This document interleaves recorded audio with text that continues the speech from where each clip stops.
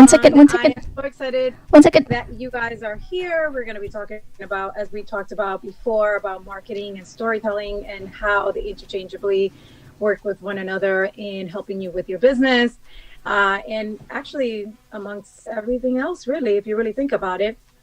And I am Clara Torres Jameson. I am a ex um, sales executive for Fortune 100 company who then transferred to be an author and entrepreneur. I've been in the sales and marketing venue or industry for over 15 years now. So I know a lot about marketing and I surely know about storytelling since I'm a bestseller author, especially for children's book. I love my children's book. And currently working on a mom productivity book as well. And I know the power of storytelling in anything that you do, especially when it comes to sales and increasing your income. So that is in a nutshell. If you want to know anything more about me, definitely look at my bio. I'd love to connect. Awesome. All right, everyone. Hello. My name is Elisa Molina. I am a mompreneur, so I am trying to handle baby as much as I can so she can be quiet for all of you. And I am the founder and CEO of Covedosa, which is the go-to marketplace for the everyday feminist seeking to speak up about inequality, representation, and body positivity. Bless you, mommy. And I'm also a nonprofit professional. I've been within the nonprofit world for about 8 years. So I do manage the business as a part-time initiative because I do have a 9 to 5. So to all of my 9 to 5ers and business owners in the room, you all rock. And when it comes to marketing and storytelling, as a small business owner, that's definitely something that I'm extremely passionate about.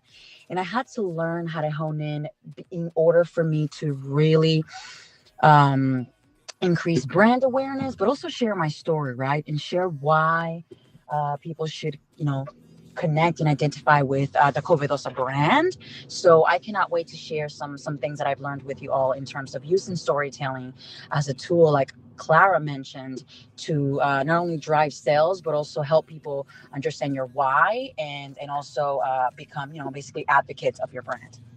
Thank you. I'm done speaking. We are live. If you want to check out the live feed and want to invite your friends to interact with our conversation, they can, and they don't have Clubhouse at the moment, you can send them the link and they'll be able to utilize the live chat. I can answer questions. Or as well, if you're kind of shy to ask questions and you don't want to talk, you can also use the live chat to ask questions and not necessarily have to come up and talk to us. I will be reading any questions via chat to the moderators here, and they will be answering them. Any other suggestions or comments, feel free to put them on the chat as well. And a little bit intro about me. I'm Polly Ramirez. I'm the Chief Creative Officer at a Chicago startup. I handle everything from branding, content, marketing, product development, anything that's creative in the area. It will be me. And I've been working for storytelling since I started college. It was basically drilled to me that storytelling is the best way for you to explain a concept for a large audience, specifically technology and blockchain startups. It was pretty convenient to me that I already had the background when I joined 7Cubes. I was able to understand finally. I was like, oh yeah, like without storytelling, it would be really difficult to simplify these terms, which is mainly like used by like technology professionals. So not only technology but also for small businesses, it's really important for you guys to be able to create a conversation with your users, not just for creating obviously advertising, but overall for your social media messaging and how you interact with them on your social medias, with messages, with responding to their questions or anything like that. You want to make sure that everything's on brand, so every time they ask you questions, you want to create the same storyline, the same experience, and every customer has the same experience.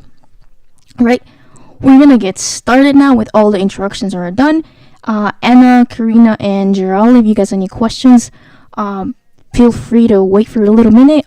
Clara, I'm gonna ask you and Alyssa a couple of questions. So, Clara, you are in the area of like storytelling overall with books. What was like one of your stories that is more compelling? Like, what was the most difficult challenge for you to accomplish via storytelling?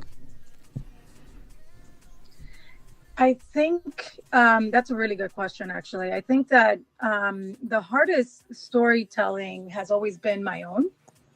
I think that the reason why is because as Latinas, and I've been in another room that we actually talked about this, but as Latinas, we're ingrained to think that you have to be humble and you should not speak about yourself or say much about yourself or really tell your story as much and just, give a lot of value, which is true, provide value. But I think that the hardest part is really understanding what the sweet spot is between providing that value and also telling your own story, because it does have value. It does have value and people want to hear it. I think that when I realized this I was actually working at NBC, and I've always been in the whole thing of, my work will only show what I needed to do and what I bring to the table. And one person asked me, "Oh, so who are you? What are you?" And I was like, "Oh, I'm just a salesperson," and I just left it at that. And he was like, just waiting there, like, "Okay, that's great. Awesome." I was so in tune with selling other people and making them money that I forgot that I also have to do the same for myself and talk about my story. So then I started telling him my story and where I come from and my aspirations and why I was working at NBC and what I wanted to do moving forward and what was my mission, and the fact that I wanted to really help Latinos be perceived in a different way, of different than what they're being perceived of, especially at that time.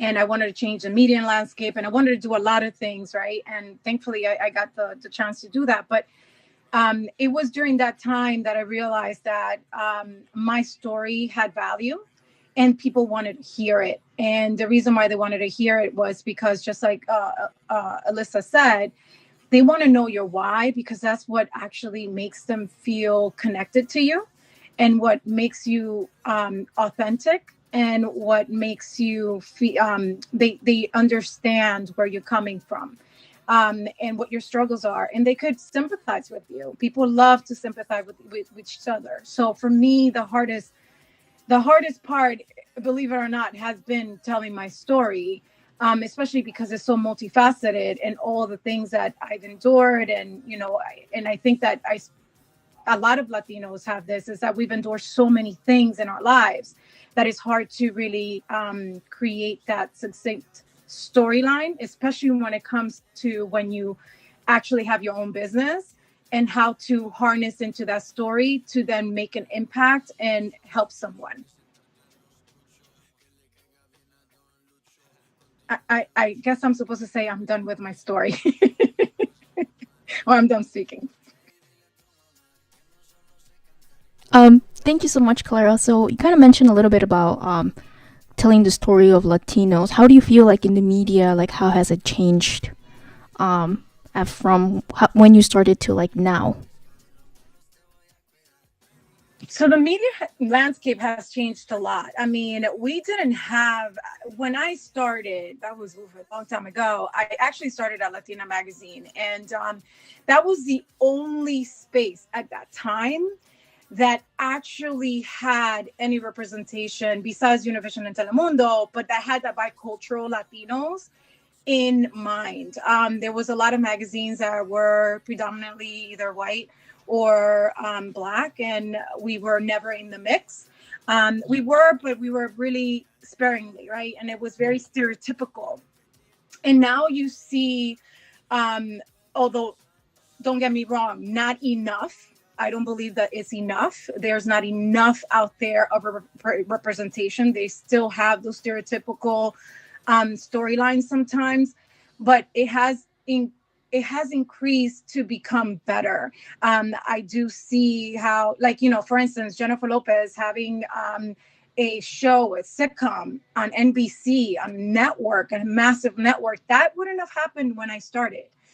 It took a long time for that to happen. And I think that you will see more and more, special as, younger people, YouTubers, even in the audience, most likely, you might see people that are already doing, there's podcasters that are changing the media landscape, and that they're believing that their story is very important to tell.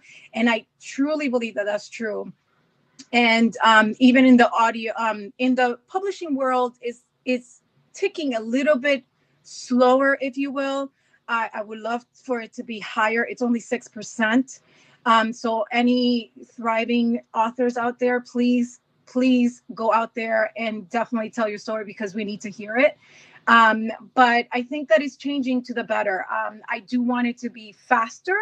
However, we have to celebrate what we've done so far, and we have to be able to understand that there is a process. But I think that the younger generation is doing such a lovely way of really amplifying us and our light and our beauty, that people are taking notice. And believe me, marketers and CEOs and CMOs, they know our worth. They know our worth, and that is one of the reasons why I see the change. And they know our power, especially our buying power. So I see the change. So, all the storytellers out there and marketers, please keep doing it, because you're doing a fantastic job.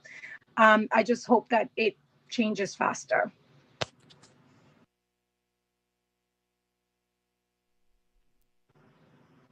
I'm done speaking. Wow, that's pretty. I'm gonna be speechless. You have like so much experience how like the whole media landscape just change from being non-existent to now we're basically the deciding demographic on the United States presidential elections in crucial states. And that's kind of like the importance of storytelling. It's like the story that you want to tell is the story that you want to grab into. With Latinos, we want to be able to tell the stories from our businesses as well, since as we grow as a demographic, we're able to not only control what we are telling the media, but as well as how we are being represented with like our Congress.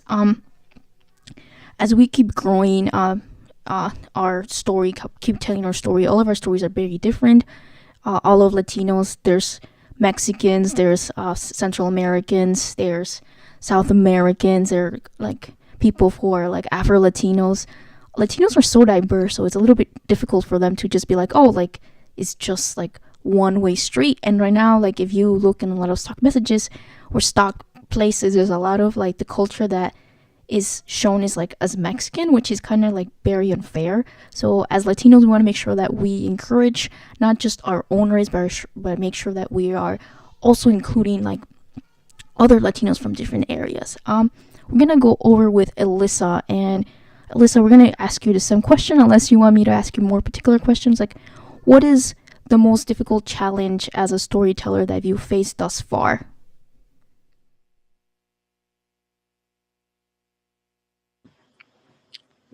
What a question, my goodness. And I've actually, I knew you were going to ask me that question. So I was like listening to Clara, and I was like, okay, I need to prepare. I can ask you a different question if you want. No. It's great.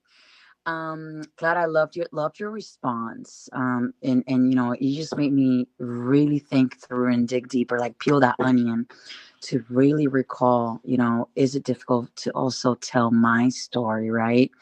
But as I think about, just my brand, right? Like as a small business, starting, trying to organically develop an audience and advocates and people that could believe, at least on my end, in the Covidosa brand and our mission, right? I would say, Pauli, the most difficult part was when people use. It's so interesting because I don't know if any of you in the audience has experienced this. Every time I was told, storytelling. It's important. You need to learn how to tell your story, via your brand, so people can understand your why, and also they can identify with the brand. And, like I, as a small business owner, I'm pretty savvy when it comes to like, social media and like Canva and things of that nature. But I really didn't understand what they meant by that. Like, I'm like, what do you mean by, like, do you want me to just like repeat, my mission and my brand values just every day? It's like, is this what you're trying to tell me? And ladies and gentlemen, those who are in the room, king and queens, right? Let me tell you, once I realized that truly what it means is that when it comes to what you're offering, being a product or a service, right? Like, let's say, like, we're talking about, a particular product, let's say a sweatshirt or a t-shirt or a hoodie, right? The hoodie that's in your website right now, it had an entire process, right? Before it got to, you see, Clara, I'm getting to it. Give me a second. I'm getting inspired. There was an entire process that you went through before what people see on your website, on your Instagram as an offering, be it if it's a product or a service, right? You went through the idea phase, like the brainstorming, like, okay, what about this? What problem am I solving? You went through that entire process. And when it comes to storytelling as a brand, I realized that's what I need to be telling people. That's what I need to show. So, and I learned that with like the most recent product that I launched, as we got closer to the presidential inauguration, I launched my Madame Vice President hoodie. And I took advantage of the fact that once I learned that I needed to walk people through the entire process, the design, getting them to vote on it, sharing with them the importance of representation, like the message behind it, showing them pictures of the beginning, of the, what colors do you need? Basically, that's the story piece. Like, I was literally for like 2-3 months showing people, telling them a story of how this particular product was created, was put together, why I chose the colors that I chose, the price behind it, the message behind it, the importance behind it, and why you should have one. And once I learned, I struggled for years to really understand, what do you mean when it comes to, using storytelling as a tool to really put your vision, your mission, and your brand out there. And once I got it, it makes total sense. So when it comes to storytelling, that's really probably what was my struggle. I really didn't grasp what it meant as a business. Like, what do you mean by storytelling? And once I got it, I started showing people the behind the scenes more. I started showing people the designs, the why I do it, why they should be a part of this, why they should join the movement. And it made a huge difference. That was like slam dunk, girl. I just have to give you the props there. I'm sorry. Woo-hoo! I wish I had one of those like noise makers or like the sounds. Woohoo! I just needed to say that. Okay, Alyssa. Just say Took me 3 years, sis. 3 years, but I made it.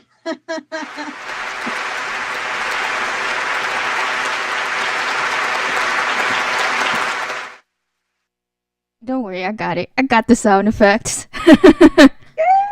just took me a while to get it like working. I was like, whoops, I forgot to like up the volume on my little sound effects. Thank you so much, Eliza. That was like a wonderful story. I think a lot of the business owners who are here listening with us are probably wondering like, how do you even go about creating like a story? And that's something that I always struggle with when I'm creating a new marketing or something that I'm about to launch. It's always kind of difficult just like trying to do everything all at once and then thinking about the story and being like, how do I create the authentic story for my viewers to understand the launch of my product? Do you have any like suggestions on how to go about, let's say I'm about to launch a beauty product, which is I'm gonna say very competitive to a lot of other small businesses who have beauty products as well as like any other accessories. How would you go about creating a story for a beauty product? And then the people who are in the audience, Anna, Karina, Gerald, and Jasenia, please set up your any questions that you want to ask, particular to your business or else something that you're having troubles with. If anybody else in the audience has any trouble with, this is the setup questions that I created for you guys, so you guys understand how to project your questions here. So Clara and Alyssa, you can answer the question.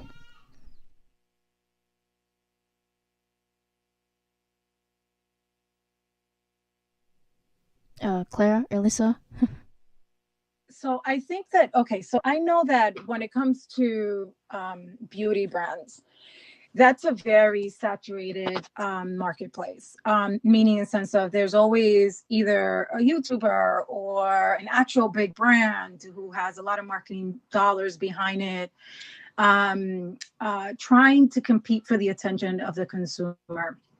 And one thing that I would say as a small business, one thing to do is definitely in regards to storytelling and marketing is one thing. Storytelling isn't. It's that I believe, honestly, to be honest with you, storytelling should be it's a process. Like basically, storytelling should be just like Alyssa said, it should be your foundation, your first thing to do. And then there's the marketing where you basically showcase what your differentiation or what your advantage in the marketplace is. What is it that you're bringing to the table? So the story is just basically taking you through this journey for you to then buy this product. So when it comes to the beauty marketplace, one of the things that I've seen very beautifully done by Latina own businesses like Hija de Tu Madre, and I'm trying to remember all of them, but I mean, I follow all of them. And one of the things that I love about them is that they've created an essence where they created an archetype of who is it exactly who they're representing, right? Is an inspiring Latina who really knows her, who's self-assured, who understands exactly what it is that she's worth. And she showcases that through her beauty, through the products that she actually buys, through whether that's a lipstick in a color just like AOC, or I love red lipstick. I mean, I just absolutely love it. You don't see it here, but believe me, I wear it even especially when I'm down. That's what I wear because I'm like, oh no, I'm gonna show up. But I feel like they've done such a beautiful job in the sense of that they really understood the essence of their target and who they're targeting and who they're talking to, and then understanding their story and then retelling that story in a beautiful, empowering, inspirational way. And what do I mean by that? So one of the things that I've realized that I've seen that they've done so nicely is that they're utilizing video to showcase a Latina who may be, up and rising. It could be a business person, or it could be an actual beauty, a beauty influencer, and then showcasing what they're doing throughout their day and how that product, whatever that product is, whether that's a lipstick or a jacket, makes her feel at that moment, and then moving forward, and then having that at the end, showcasing and lightly hinting this could also be for you. So I think that one of the things that we have to be very clear on is, especially with storytelling, is who are you talking to, really? Like, who are you talking to? Who is she, or who is he, or who are they, or who is us, right? Who is it exactly? What is their essence? And then what is exactly that they want to inspire to, and how can I incorporate that into my product, into that story? And the reason why I say that is because no one buys a lipstick just because it's a lipstick. Everybody buys a lipstick because of the way that they make them feel. But just like I mentioned just now, I love red lipstick because when I feel bad, when I put on that red lipstick, especially my crimson, red lipstick, that I feel like I'm powerhouse. There's nothing else telling me otherwise. And I will always buy that red lipstick because of the fact that it makes me feel amazing. So if you are able to really create that storytelling through that emotion and showcase that and be inspiration at the same time, then you have the differentiation factor, and then you could implement your product in it. Your product should not be the story. In the beginning, before it launches, yes, just like Alyssa said, you're talking about, why did you decide on this? Why was it exactly that you're doing this? Why did you pick this color? Things like that. But afterwards, you have to go beyond that and then make the actual person that you're targeting the heroine, the person that you want everybody to aspire to. Done speaking. I'm getting used to this whole thing of done speaking. By the way, I'm trying to get used to this. I'm not, as a Latina, it's really hard. I say what I have to say and then I just shut up. So I'm learning how to just say, okay, I'm done speaking. Thank you so much, Clara. That was a pretty well-rounded answer. With overall the story, the marketing approach, the product launch, and the role creating like that emotion and feeling that you need to create. Kind of similar how like Starbucks and Dunkin' Donuts, they're all selling coffee, but Starbucks sells you like the community aspect of it, and then they created a brand about it, and that's kind of like how you want to be able to sell any type of lipstick or anything. You want to make sure you create a community. And that was a Clara we're kind of getting about, was like, how does that make you feel? Like, can you create a community about how to make you feel? Oh, sorry. How do you make the community feel? How does the community interact with you, or how interact with your product? Alyssa, do you have anything to add to that? Oh my goodness, like I love this kind of stuff. Clara, just to your point, probably she nailed it. I think the only one thing I would add, so I'm sure we have an amazing group of sisters here that want to chime in or ask some questions. One thing that I would, especially if you're just getting started, right? Aside from what Clara mentioned and suggested, I would highly encourage you not to be afraid to show tell your story as via like some sort of a behind the scenes lens, right? So probably you asked specifically about a beauty brand, and Clara, everything you said, I mean, it's just so on point. It makes so much sense because one of the things that I've learned is that people do not necessarily buy the what, they buy they buy the who, right? So they're really going to support you, because they're going to support your business, your endeavor, either your services or products, because of who's behind them, right? They're also going to support you because you've made a commitment to show up for them every day on a consistent basis, which is really, really important. And then the other thing that I wanted to add is, don't be afraid, especially if it's a beauty product, don't be afraid to show your face and showcase how this looks, so then the customer can envision herself or himself, right? We don't judge here. So they can envision themselves wearing it and feeling the way that the product makes you feel when you show them how it feels and how it looks through your storytelling. In addition to that, don't be afraid to really tell your story from the beginning. So I don't know if anybody follows like B. Simone and if you know her, but before she launched B. Simone Beauty, she literally utilized YouTube and Instagram to basically share with everyone what the entire process was, all the way from finding vendors, flying to China, looking for cruelty-free manufacturers.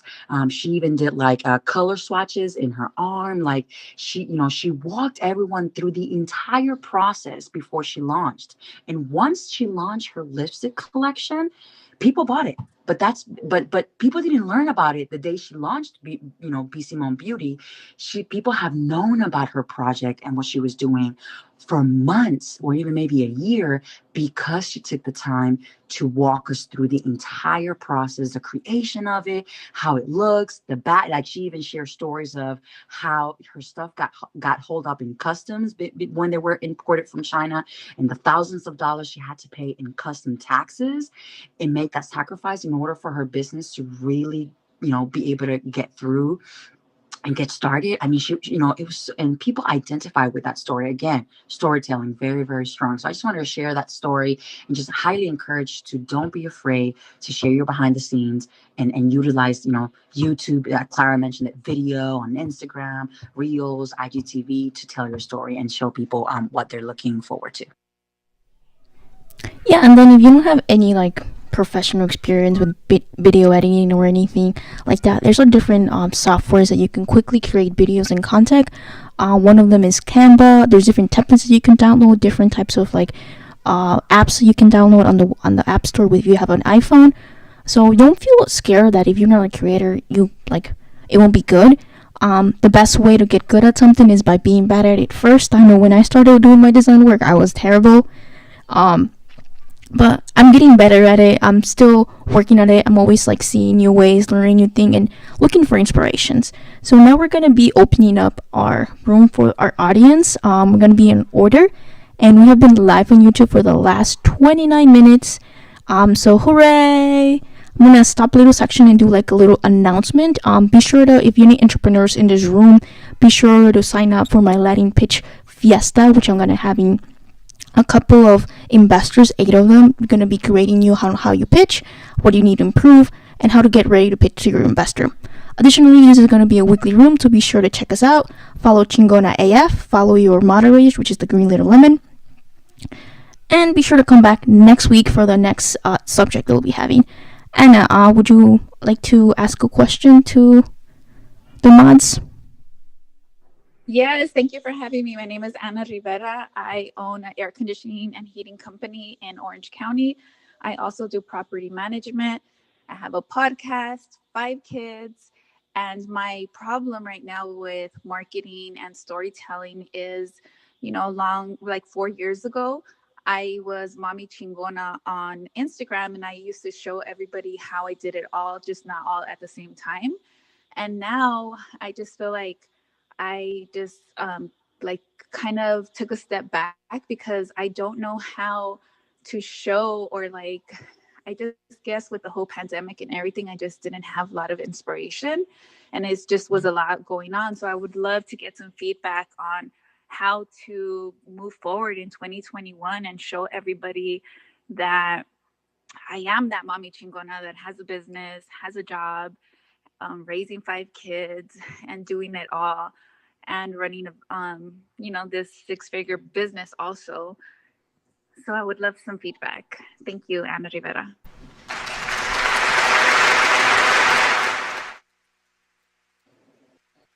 Before we answer the question, I think we need to do a little applause for Mommy Chingona here. I think it's pretty impressive to have a business and raise kids. I sometimes babysit my niece and nephew's kids, and it's always a struggle. So, an applause to you, Clara, Alyssa.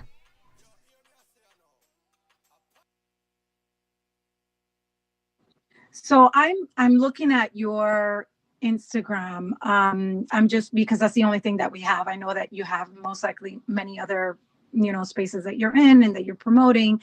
So I have a few questions for you, and this is more because I want to understand more. I think that you just saying the fact that you are a Mommy Chingona, I love that. The fact that you said that you have 5 kids, girl, I have 4. I understand. The fact that you have 5, God bless you. Lots of kisses and hugs.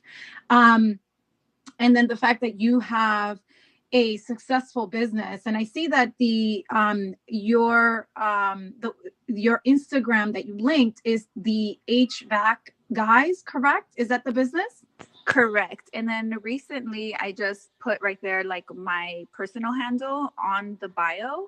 But that's another question. Like, do I just do one Instagram, or should I have a business and a personal?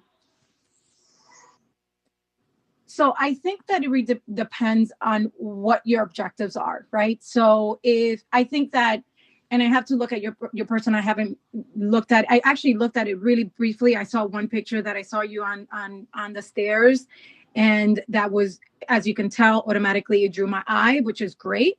I think that because you're targeting 2 different demographics, I believe, and correct me if I'm wrong, the HVAC guys is to promote the anyone that wants to repair the HVAC or any HVAC services, correct? Correct. And then your Mommy Chingona is really personal, but it's really a hybrid because you also want to highlight the fact that you know about business and that you are a business owner. Correct. Okay, so in that aspect, I would actually leave it to 2 separately. And the reason why is because one is targeting overall, HVAC. It's very specific to HVAC repairs. And I see that you are really doing a lot with that. Like, you're talking about many different things. We think you're cool.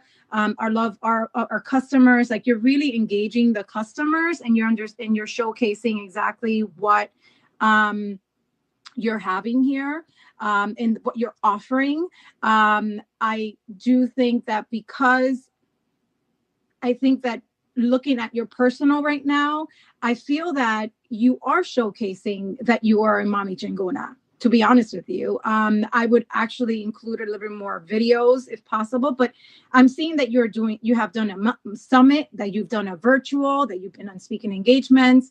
I see maybe more, if you feel comfortable, depending on how you feel, is incorporating yourself more into the HVAC guys, or incorporating how you kind of create a video on how you started that business and highlighting that in the HVAC guys.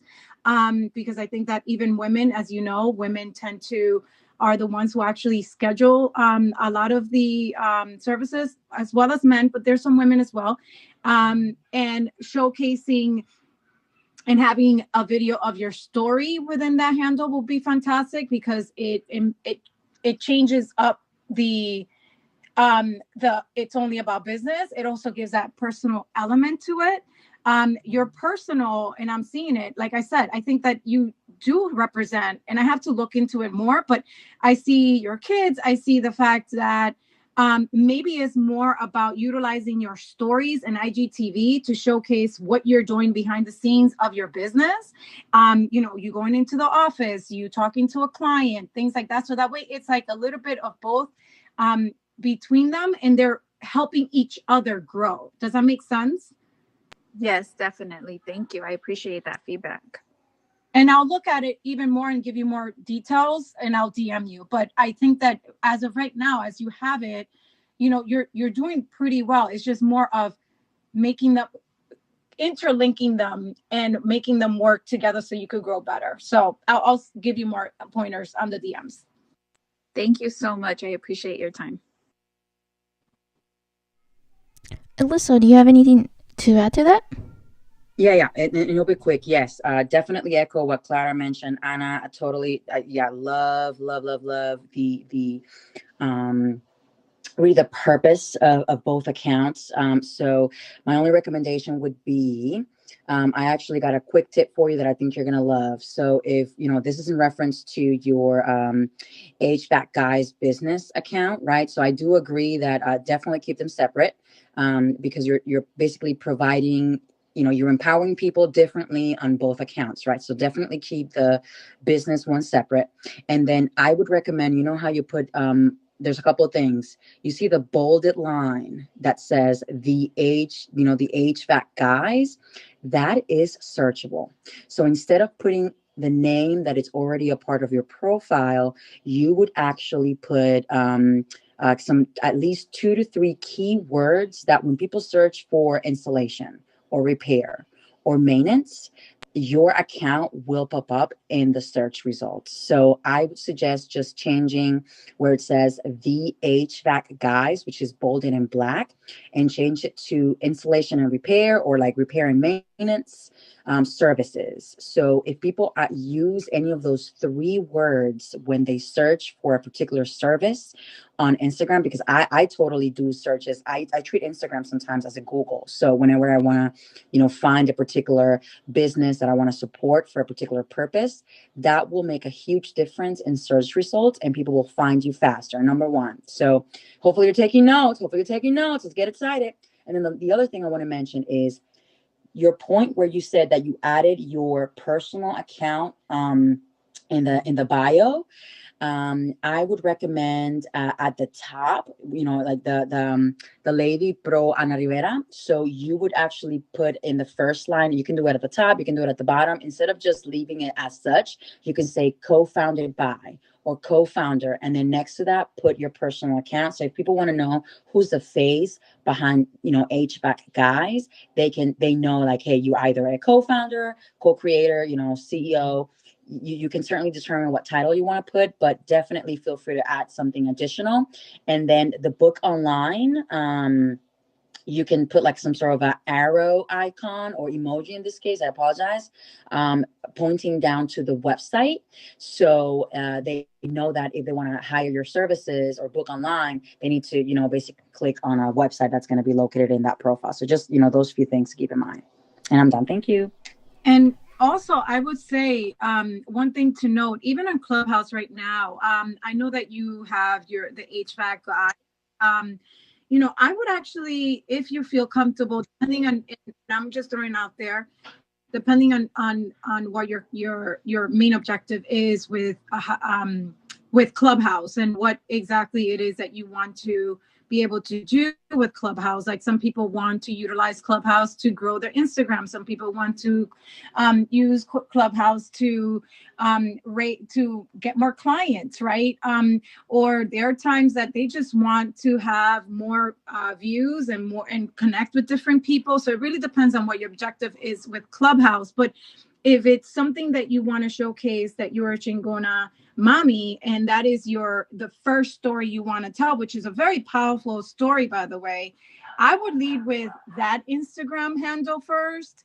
And because of the fact that even in your bio you're talking about yourself, about what exactly it is that you have, the podcast, you do vision boards, you are a badass Chingona entrepreneur and mom and woman. So I think that leading with that will also help you tell your story even further, because at the end of the day, the HVAC guys, you will be discussing your vision, how it happened, why did you start it, the fact that you're in a male dominated world, that it's in itself is like celebratory and more, and the fact that you're starting with your story first and then going into the end result of, and now here, let me give you all the customer service I know my stuff. I know how to get your HVAC and everything that surrounds that to the best. I could give you that service, and this is why. Trust me, because people tend to trust the owner. They follow the CEO, they follow the vision. It's about the vision and the story first, and then they buy. So I would encourage you, if you feel comfortable, again, depending on what your objective is with Clubhouse, to go ahead and utilize your personal handle first, and then going into, if later on, into the HVACs for anybody that DMs you for HVAC, because I'm sure that you're going to be connecting with people to talk about HVACs. Like, you, through your story, you could say that I'm a business owner in the HVAC community and I know everything about it, and here's how it started. And people will be more resonating with that because they already know you and they have this connection with you and they trust you. Because when it comes to marketing and storytelling, it's about the trust. How can I get that trust so that way you can then later on be able to service them? Thank you so much, Clara and Thank you so Alyssa. much. I do want to add a couple freebies for you, Anna. Like, think about like your end result. Like, what is a problem that you're about to go fix? Maybe you go into people's homes, they're like, it's super hot, and you go fix them and make them suffer less from the heat. I know when I called the AC people, I was like suffering from like, it was like 100 degrees in the house, and the minute they came and fixed it, it was just much relief. It would be like a fun way to tell the story of like from overheating to just feeling like fresh and nice and just back to like normal. Additionally, there's other different ways, not just HVAC and AC. You can also talk about a little feedback on how to save money, putting your AC in different formats so you can like save money. What are things you can do to save money while you have your AC in the summer? Because something everyone worries about, like once it's summer, it gets really expensive. You want to make sure you help them with tips. One thing that you can do as a business owner to save money while using the AC or overall just ways to keep warm as well in the winter. So there are a couple of tips from me. I hope they're helpful. And if you have any more questions, be sure to reach out to Clara or Alyssa on their Instagram accounts, and make sure you follow them on here on Clubhouse as well. Thank you so much for your time, ladies. I really appreciate it, and I have so many notes. Thank you. Karina, you're up next. Hello, everyone. My name is Karina. I am a first-generation Latina and podcaster. I actually have a podcast named Lo que no me dijeron, which translates to what they didn't tell me. So I myself consider myself a storyteller. My podcast is based on my life experiences, and I basically share what I've gone through in my life, some of the challenges that I've had to face, and I try to share tips to those who are coming behind me as first generation, second generation, or third generation Latinos, and not just, I guess, like Latinos, but individuals from different cultures who are having to be the first in their family or second in their family to do things that no one else has done. One of the things that I've just wanted to share that I find difficult when I'm storytelling is I'm usually vulnerable, but sometimes it makes me nervous being vulnerable because, it is my point of view, my perspective. But for example, if I'm sharing a story where it includes one of my sisters or someone in my family, I have to be very conscious to word my phrase my words correctly so that they're not misinterpreted and that individual doesn't get their emotions hurt, if that makes sense. So I think as a storyteller, that's one of the most difficult things for me is I love being vulnerable and sharing every single detail because I know that there's other individuals who relate to those specific experiences, but I also have to be conscious and aware of those who are in my life and their feelings as well. I'm Karina and I'm done speaking. Thank you. Thank you so much, Karina, for your questions. Clara, Alyssa, do you have any feedback to give to Karina on your story of becoming a podcaster, as well as, you're first gen Latina? I'm like going over your bio. I can go really quickly. Yes, thank you so much. And I'll try to be as brief as possible. First of all, Karina, totally love your podcast, the title. My question for you is, I see the title is in Spanish. So am I in the right assumption that that the actual podcast is a Spanish speaking podcast? Or is it like, Spanglish, or just English language? It's just English language because I wanted to be inclusive to individuals from all cultural backgrounds, Got not it. just Latinos. But I do say terms that are in Spanish, and I will define them in English. So for those who are listening who do not speak Spanish, so that they can understand as well. Got it. Sounds good. Yeah, thank you for that clarification. So, one of the questions that came to me as you were expressing, sharing your story, where as you go, as you do storytelling and you apply that particular practice, to share your story and why they should, either listen to your podcast or, join you in this journey. You mentioned that, sometimes you once you get vulnerable and you start getting into family specific stories, you feel like you kind of have to be a little bit mindful of them and not to share too much. I think one of the, just because I know we're limited with time, but one of the biggest questions I will actually put back on your end for you to think about is the why behind you sharing those stories, right? Why are you sharing those specific stories that involve your family? If you don't feel comfortable doing that, right, because they may get into privacy issues, things of that nature, would you be okay with focusing more on your journey, your experience, and things that you are totally comfortable sharing? So I just wanted to kind of bring that question up, and so you can kind of think about it, and hopefully that will help you navigate that piece of the vulnerability piece. Thank you for that input. I think what I'm trying to say is I usually don't share stories about them, but more how they're. So for example, in my last episode, I was talking about a sleepover, and they're my family, so of course they're part of the sleepover. So what I'm trying to, I guess, say is I don't talk about how their specific experiences and what they've done or they've experienced, but my perspective and my point of view going through the situations, if that makes sense. Yep, that makes total sense. Okay, sounds good. Sounds good. Then you know what? At the end of the day, Karina, if I know you created this podcast and you are sharing those specific scenarios and your journey and the things that to your point, like nobody told you, right? It's because you want to help other generations be told what you were not told as you were growing up, right?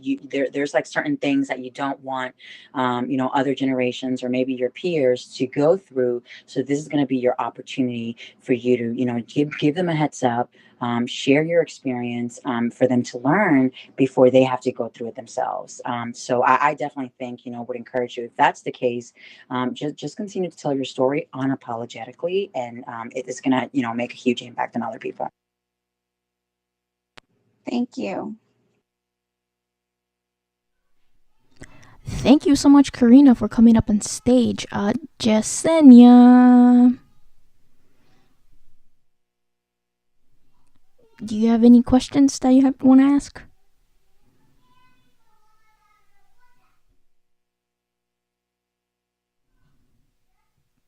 Okay, we're gonna hop over with Monique. Hi, everyone. Just like Anna explained, the lack of motivation during quarantine, it has been challenging to be consistent with, Instagram or any type of social media posts. So I guess my question really to all of you is, how do you keep organized? Is there any platforms or apps you may use to like schedule posts or keep your, social media presence organized in some way, if that's possible? Ooh, so I'm gonna do like a little self-promotion here. So if there's a couple already out there, in the market. There's Later, which is a very common target where you can schedule your posting and see your analytics. But my platform, which is 7Cubes, we're gonna launch in Go Plutus pretty soon. Go Plutus will allow you to not only schedule your monthly or weekly posts from Twitter, Facebook, and Instagram. You can also do LinkedIn, and then you could also do a couple automation. So if someone messaged you on your DMs, you can do an automatic messaging. You can do like automatic responses to like anyone that like puts a comment on your post. You can immediately like it, because right now there's a lot of interactions that you need to do, and it's really hard for you to be like liking all the messages that people send you through your Instagram when you post. So tiny little things will be really helpful for you to interact with your audience and making sure that you're present. They switched the algorithm where you have to interact with the people that you want to interact with. So just being a business owner and interacting with people and replying to everything, it's going to be super difficult. So we're going to be launching pretty soon. If you want to get more information on that, you're going to go to 7cubes.com/GoPlutus. You get a little bit preview on how it's going to be. And if you follow me on Twitter, I'm going to be launching the proto demo, and you'll see like all the different features that it comes with. So that's my little self-plug right there. Polly, I am definitely going to be reaching out to you because let me tell you, that is one of the biggest concerns sometimes as we're starting. And you're right. There's a lot of little things that add up to a lot of time. And as entrepreneurs, any time we save, it goes to our bottom line. So definitely be reaching out to you. Yes, thank you so much for that info. Looking forward to seeing the demo. Yeah, be sure to follow in my Twitter. I'm gonna drop the link probably today or tomorrow, and you'll be able to see like what everything that includes, because social media is just one part of it. There's way more features that you can handle your entire business at your tips, as well as like your phone. So be sure to follow me on Twitter for more updates, and my Instagram page, as well as like my show on like YouTube. I'll be talking more about once we're ready to launch. Alyssa, do you want to have anything else to add, or? Yes, if I can, just really quickly. So a couple of tips. I use Planoly to organize, schedule my posts, and also visually see how my grid is going to look like. If any of you goes to Covedosa, as you can see, I'm very protective of the aesthetics that I've been able to develop. It took me some time, but I'm very I have a very specific aesthetic and like just way that I want you to feel when you go, to the Covedosa platform with like the pink and the yellow and then the pictures. So I need to be very specific and plan out. Oh, Polly, if you don't mind muting yourself, I can hear myself on the other side. So what I was saying was, oh yes, yes. So I use that to kind of just plan out in advance to see how things are looking. Do things make sense, especially when I'm planning out campaigns. So I use Planoly to do that, similar to like what Pauli was mentioning in terms of a platform that you can use to plan out your content. And then the other thing that I would suggest is if you can, I know it's going to sound difficult, but try. I feel you. It is really hard to be consistent and stay active every day. I see people do it, and I really admire them for doing it. Especially if are a working parent, you have a 9 to 5, and you're doing this as a, not on the side because I don't want to use a side hustle, but you're dedicating time outside of your regular hours. It could definitely be draining and it could be difficult. So what I would suggest is if you can just grab a piece of paper or a couple of pieces of paper or some sort of a drawing board, anywhere where you can just brainstorm on ideas, content ideas, just write them all down. And I'll give you a couple. Behind the scenes, you can showcase, things, maybe do like a coming soon. So many things that you can do. Just write down all of those ideas, and then you can use that to plan out several posts in advance. So you're not, so for the days that you don't feel motivated, you have things already planned out. You don't have to sit down in front of a computer to figure out what is it that I'm going to do today. Something else that you can do is what I've done is, because it's really difficult for me to create content and like figure out, the month's theme and what day is today is National Kindness Day kind of thing, right? Things that may pertain to your business. I have signed up for social media memberships where what they do is they come up with a content calendar for the month. And that has been very, very helpful for me because it's really hard for me to develop like specific captions and content. And I use that to decide on the theme for the month and also plan out the content that I'm going to create for that particular month. So just want to share those tips as well. I also think that on Alyssa's point, what she does is amazing. I'm looking at her Instagram and I'm loving the colors, by the way. But I was going to say that if you're not able to buy into any memberships or anything like that, although there is value sometimes in the memberships because they keep you accountable, go into Pinterest. There's a bunch of free content schedules, especially for Instagram and for TikTok and for any social media out there. And just basically download it and utilize that until you actually get your mojo and get really into it. And then just tweak here and there, and then at least you have a benchmark as to how to start. And Pinterest has for podcasters, for beauty brands, especially for beauty brands, they have so many things that a lot of business owners have already put out there that are free that you should definitely utilize and take advantage of.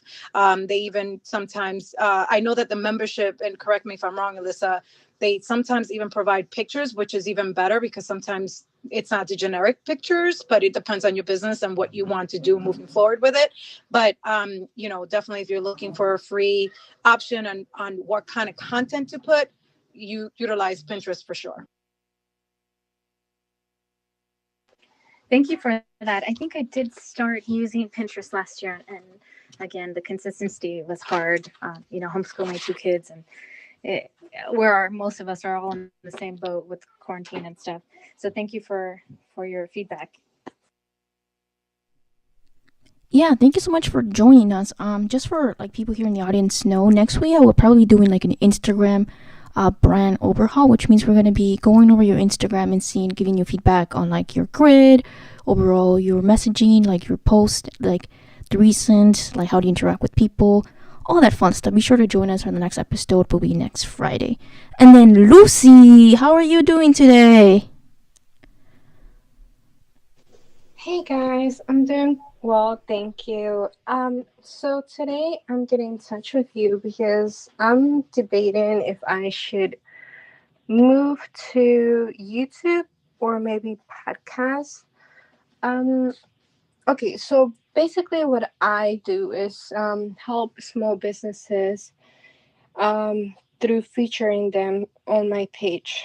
Um, I do lives with them. I have been doing that recently, but I feel like it will be better if I can transfer that to a podcast or YouTube, because people will be able to actually look for it and maybe, see other episodes instead of the most recent.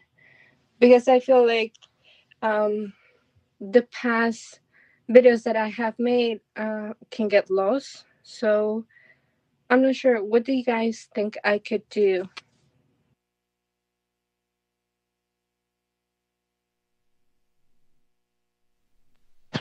So one question that I would ask you, Lucy, is which one is more natural for you? And I ask that question because I think sometimes people tend to go with the trends, and you have to be honest with yourself as to what feels natural for you. I've done YouTube, I've done Insta podcasting, and for me, definitely video is better because I for some reason I feel like I'm talking to someone, although I love podcasting. So it's one of those things that definitely you have to ask yourself, which one is it that feels more natural for me? Is it that you feel more natural talking to, it's like a podcast is such an easy setup, right? And you don't have to do your hair, do your makeup. There's a lot of things that you have to think about before you do a YouTube. That some people may tell you don't worry about those things, but it does matter at the end of the day, because especially for a business owner, unlike a blogger who's out there and just basically showcasing their daily lives, you're there to talk about value and your resources and what you're offering to your clients and your knowledge, right? So there's a level of professionalism, or a little bit more of just basically recording yourself that it takes with YouTube. Now, with that being said, just note that YouTube tends to create that trust faster than a podcast. The reason why I say that is that when just think about it for your own self. When you go into YouTube and you're searching for something, you're very specific about what you're searching for, unless you're just watching whatever it is that they have. But the sitcoms and things like that they have. But most of the time, you're searching for something specific. You want a question to an answer. And when that happens, you automatically create that trust with that person because of the fact that you're seeing them.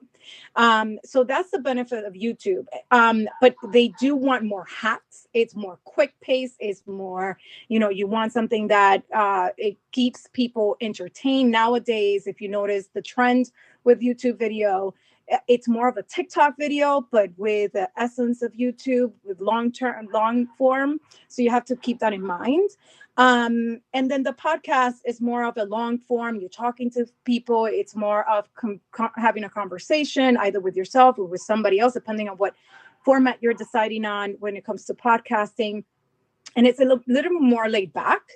Now, you could do a video podcast if that is something that you're interested in and you feel comfortable with, where Yeah, you it's know you mix both. So you could definitely do that. I know that that's one of the things that I'm for 2021. That is where I'm moving towards, where it's like the video podcasting, and that's because, but it's not necessarily podcasting. I'm taking snippets of my podcasts and put it in YouTube because podcasting tends to be longer and people like that long conversation radio experience, while YouTube is more hacks and more a bigger pace or faster pace.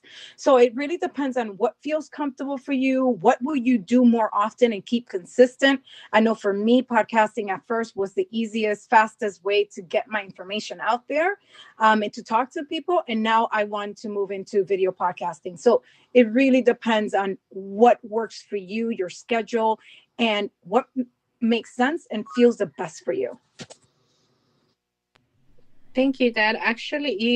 That's actually a really good idea. I was actually just thinking about making the video and posting it on YouTube and on a podcast, but I think the way that you said it will be better. So thank you so much for that input. Yeah, and everyone who's listening, I will be posting a video on how to set up your Clubhouse to be able to live stream straight to YouTube on real time, but it's gonna take a while for me to make the video because I am in the middle of launching my own product, so it'll probably be out like around late March. So keep posted, follow me on Twitter and Instagram, and I'll notify you once the video is finished and ready to go. I'm gonna ask Yesenia if she wants to have a question because kind of skipped her. Yesenia, do you have a question? I do. Sorry, I didn't hear the first time when you called me. But ladies, I have a dilemma. I recently got a recruitment letter from a big company, and my problem is with storytelling. Even though I've been on the radio for a couple of years, I feel like when it comes to my story, I get overly emotional, and I don't know if Clara or Lisa or Polly had any tips on how to deal with that. Yeah, so let me know if you have any tips on how to deal with emotions as you're telling your genuine story with a lot of heartfelt and tribulations along the way. I'm done speaking. Thank you.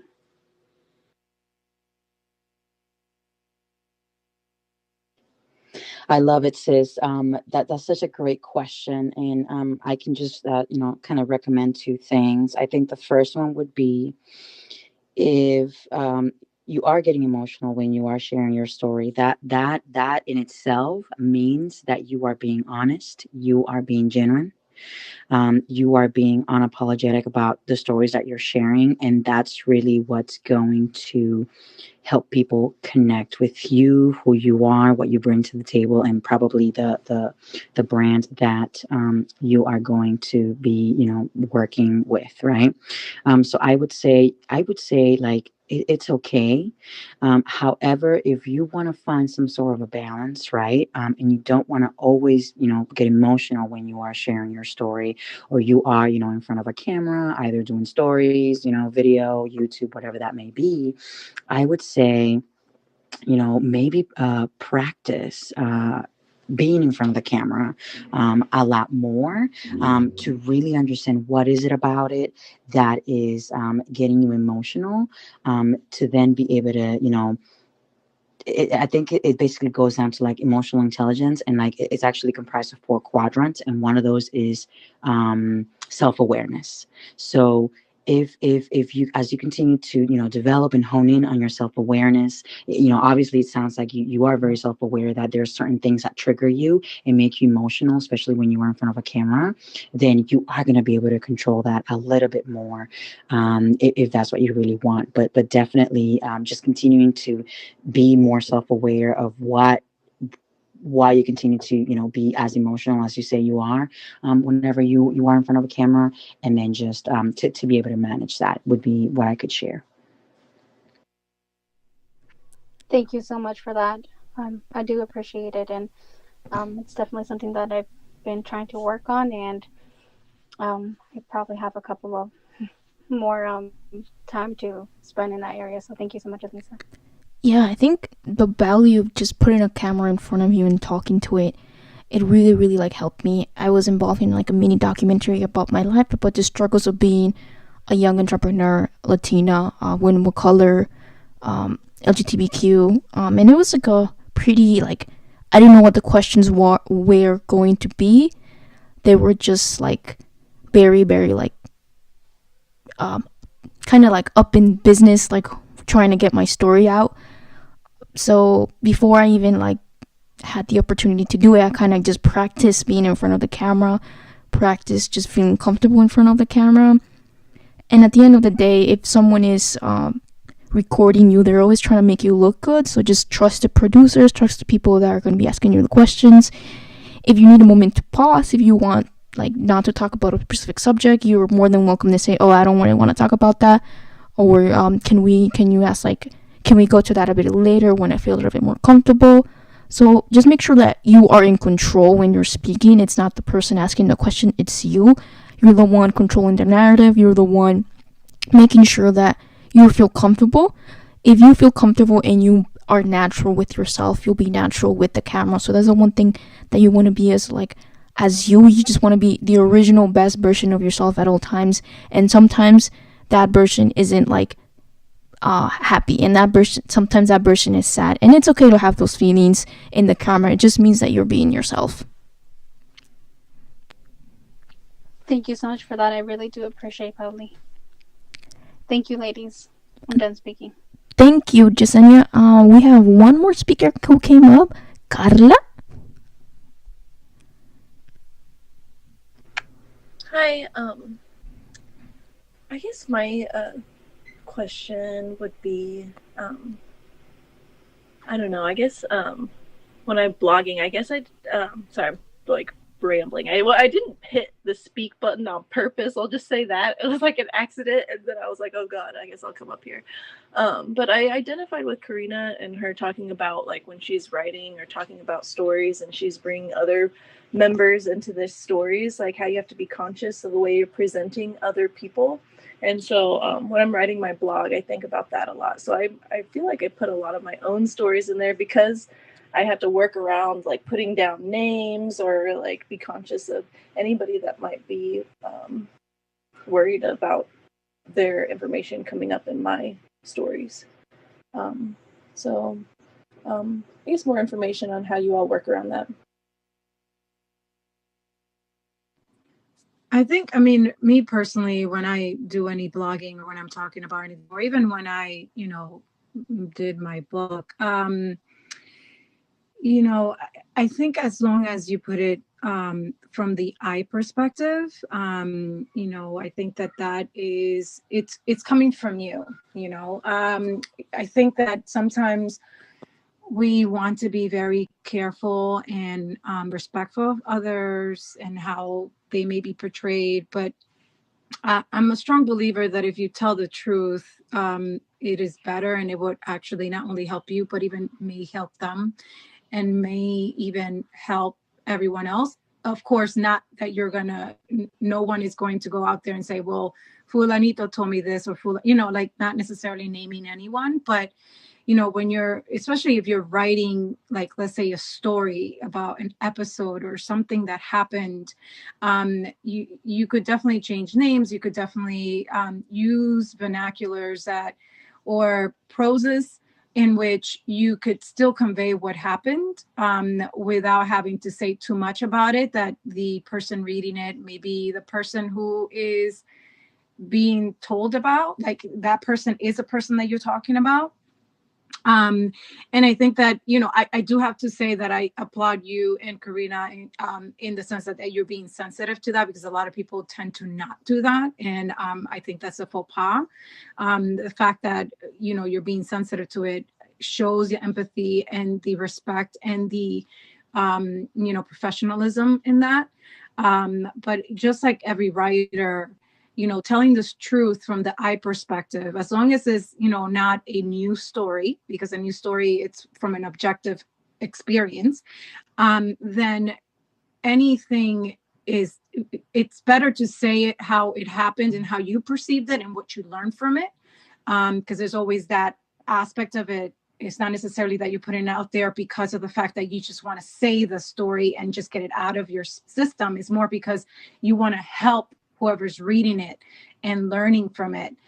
Because again, even the person that's reading it, that may be the subject of the conversation or the blog post or the story, may actually learn from looking at it and reading it and reflect back and say, wow, I shouldn't have said that, or X, Y, and Z. So I always say, be true to the story, say from your I perspective, and don't be afraid to say what you have to say, as long as you're not using real names that may be detrimental to anyone. Thank you. Done speaking. All right, thank you. And then I suppose I have another question that just came up. Doing my first podcast with someone, so I'm, like, not an actual podcaster, but I'm like going to be featured on one, and it's my first time. So I guess any tips there? Oh my God, can I go, Pauli? Go for it. Oh my goodness. Okay, so you can tell this is my jam, right? Like I love this kind of stuff. So excited for you. Let me tell you. Yay!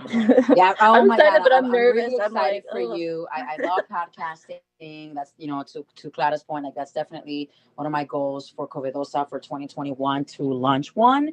So I'm currently working on that project. But anyways, I had an opportunity to be a guest at a podcast that focused on uplifting immigrant stories, right? So one of the things, I don't know how they're gonna do it, but one of the ways that it was done because of COVID, we had to do it virtually, so we did it via a Zoom, right? So we were both seeing each other, but one of the things that helped to create a high quality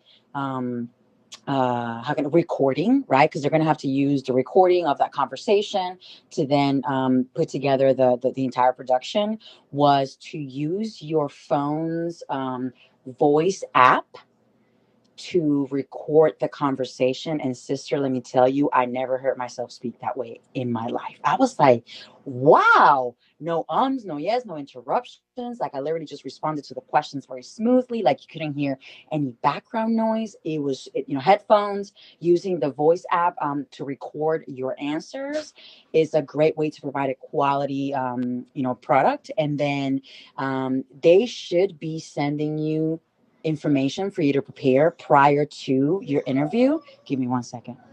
Oh my God, the baby just destroyed something. Okay, it's okay, Mom. It's okay. Anyways, yes. So they should be able to send you some questions and things that you can use to prepare, so you can certainly prepare your questions. But you know what, honestly, one of the things that worked for me is just to be yourself.